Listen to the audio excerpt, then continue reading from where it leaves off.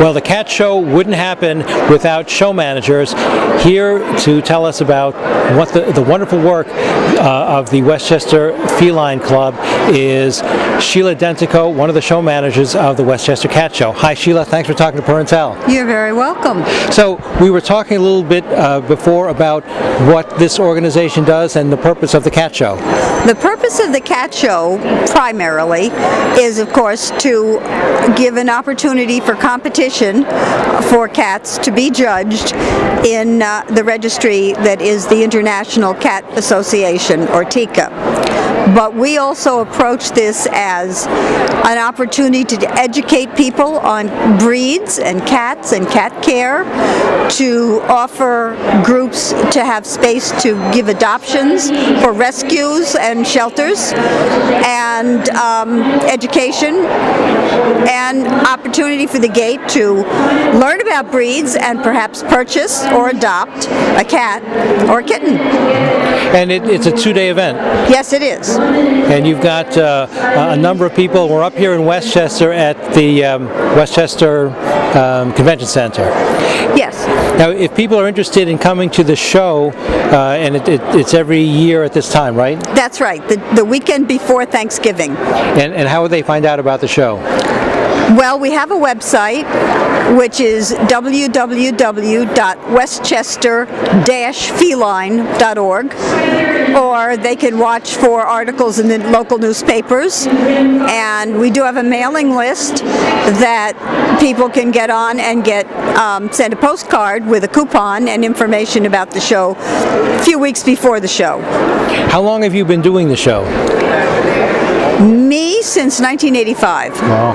Long time. Well, so you're an old pro at this. I guess so. Well, yeah, not an old pro, a young pro. Well, I'm not that young either.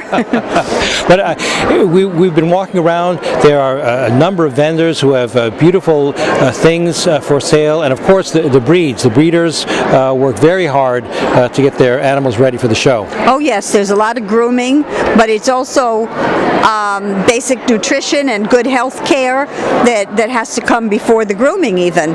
And the breeders that breed the cats are working towards a standard in the pedigreed cats. So, you know, you could be thinking 2 or 3 generations ahead. Mm-hmm. So I know there's a lot of planning, knowing the genetic makeup and paying attention to the genetic breeding that you're doing. Absolutely, absolutely. There's a lot to know and a lot to learn. And from my understanding, that's I guess one of the criteria for having a cattery or breeder that's accepted by the organization, that they know what they're doing. Well, there really isn't any test per se. But if buyers ask intelligent questions and get intelligent answers, they can figure out whether somebody just seems to be putting any old 2 cats together, or whether they, you know, are concerned about healthy genetics and healthy cats, which is, for a pet, the most important thing, health and temperament. So, and what kind of questions might someone ask a breeder if they're serious about buying a pedigree? Well, they might ask whether there are any genetic problems that are inherent to the breed. Are there tests that can be done to make sure that the parents don't have any of those problems? They would ask about how the kittens are raised and the veterinary care that was given to the parents and the kittens, and then see what kind of feedback they get.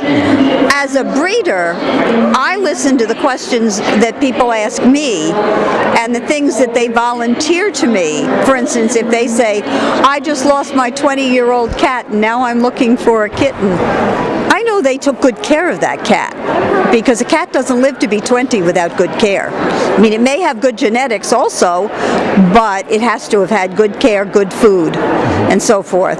So that's the kind of thing I listen for myself as a breeder. And a buyer should be listening for similar kind of things. Perhaps ask about the longevity of cats behind their cat, the kitten they're considering. So a buyer should know, just like you said, whether there's a history history, a good history, and the provenance, for lack of a better word, of the cat. Yeah, exactly. And there are some breeds that have some inherent problems. And if breeders test and can't, if there are tests, because there are some things you can't test for, but there are some things you can. And more, as they're studying the genome of the domestic cat, they're finding where to do these tests in DNA testing. So, for instance, for Abyssinians, which is what I breed, there is a test for something called PRA, which is progressive retinal atrophy. Cats go blind eventually. Now, I have known of very few cats in the United States that have it, but it's shown up in Europe. And there's a test for that now to tell whether a cat is a carrier or actually has it. So you don't want to put two carriers together. You might produce a cat that has it. And so it's something to be very to know about before you start putting two cats together. And that's the kind of thing. So you have to be a responsible breeder and do that. And those are the kinds of questions that someone should ask about. Yes, about exactly. The breeder. And I always also tell people, go with your gut feeling. If you feel this is someone that you can trust and is telling you the truth, is being honest with you, and all of that, because if there's a problem with your kitten, you want to be able to call them back up and ask questions. And if you don't feel comfortable with them, that's not good. Right. And I look at it the same way. I want to feel good about the people, and I sometimes go with just like gut instinct. On one of our early shows in the studio, we had some Abyssinians on, a breeder of Abyssinians. They were absolutely marvelous cats. They climbed all over the set because Yes. from what we understand, they're vertical cats, Yes. lots of energy, but they just Very athletic. very athletic. Oh, yes. They're and you can see the sleekness of their lines. They're beautiful animals to raise, and the ticked fur. And sometimes one of our own rescue cats that we have has ticked fur, so we think there's a little Abyssinian in him. Could be. It's a dominant trait, and it's out there in the wild.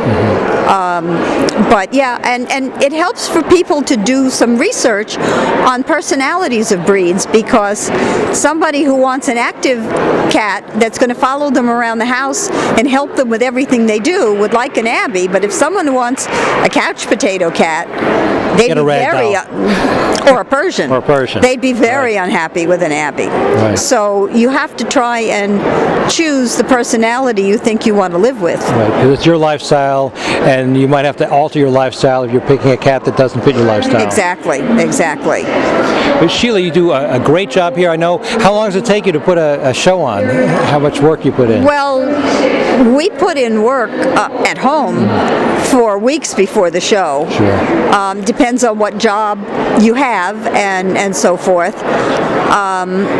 And then we spend Fridays setting up the whole show hall and how, where all the cages are, where the judging rings are set up and all of that. And then Sunday night we can tear it down a lot faster than we put it together. And then you go on a vacation.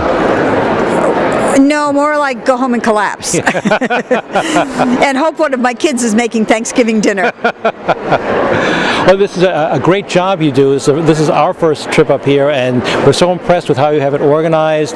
All the, there's a lot of space between the rows so people can enjoy the breeds, all the cat rescues, all the vendors. You do a marvelous job of putting this together. Thank you. And we do enjoy it when it's working. When it's working. So it's about Sunday afternoon, early afternoon, I can relax and enjoy it. Well, thanks for having Purr.N.Tell up here. Thank you. We enjoy having you here. Thank you, and hope to be back next year.